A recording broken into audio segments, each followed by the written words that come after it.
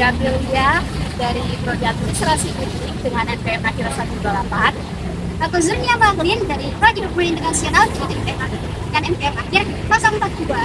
Aku Salsabila Reneka Ahmad dari Prodi Ilmu Komunikasi dengan NPM akhir 081. Kami dari kelas Bela Negara G178. Halo, saya Tiski Naya Manggali dari Prodi Hubungan Internasional dengan NPM akhir 012. Saya Imasani Rahmawati dari Prodi Hubungan Internasional dengan NPM akhir 020. Kami dari kelas Bela Negara G148. Halo teman-teman, perkenalkan aku Emi Takia dari Prodi Agroteknologi dengan NPM akhir 135. Saya Ananda Alfamidi Zakia juga dari Prodi Agroteknologi dengan NPM akhir 131. Kami dari kelas Bela Negara 137. Jadi keilmuan pendidikan bisa dibilang suatu peradaban dari manusia itu sendiri. Bahkan sebelum manusia menerima aksara sebagai media komunikasi dan pengetahuan. Jadi berbeda dengan transfer pengetahuan, persikap aksara berisi diskusi. Di era ini pendidikan bersifat pengetahuan wajib, alih-alih melalui verbal dan tulisan. Pengetahuan dipulangkan melalui pengalaman langsung dari alam. Jadi ada sensasi yang dihindari dan yang menurut dan kenyataan dan Nah, sejarah pendidikan sendiri itu sudah ada sejak zaman prasejarah nih teman-teman. Keluarga itu memiliki peran yang penting untuk penyaluran pendidikan tentang sejarah ini. Kemudian di dalam proses pendidikan prasejarah itu terdapat beberapa cara. Contohnya itu seperti cara berburu. Nah, cara berburu ini di zaman tersebut itu digunakan untuk mendapatkan makanan dan juga bertahan hidup. Kemudian pendidikan prasejarah ini itu hidupnya bergantung pada lingkungan yang berlangsung.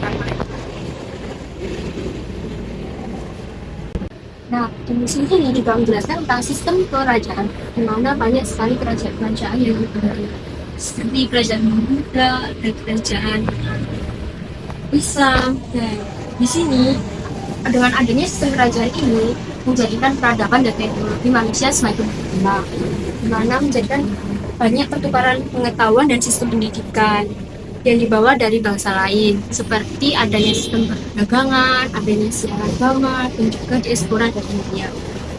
Selain itu, seiring dengan menguatnya perdagangan pada sistem kerajaan ini, menjadikan terbentuknya jalur Sutra-Maritim. Nah, jalur Sutra-Maritim ini mendatangkan pelaut dan pedagang dari Jazirah Arab maupun dari Tiongkok, di mana membawa pengaruh, corak, dan asimilasi dengan elemen lokal menjadikan pendidikan daerah ini menjadi lebih meningkat, lebih baik lagi. Sehingga berbagai ajaran agama dan pengetahuan yang disebarkan memiliki jenis aksara yang berbeda dari masing-masing Nusantara. Jadi intinya pada masa kerajaan ini pengetahuan dan pendidikan semakin lebih berkembang lagi daripada masa sebelumnya. Ini adalah gambaran pendidikan di masa klasik, di mana dulu itu para murid mengaji pada gurunya dan guru memberikan penjelasan apa yang sedang mereka baca. So this is education during the era Hindu sampai Buddha.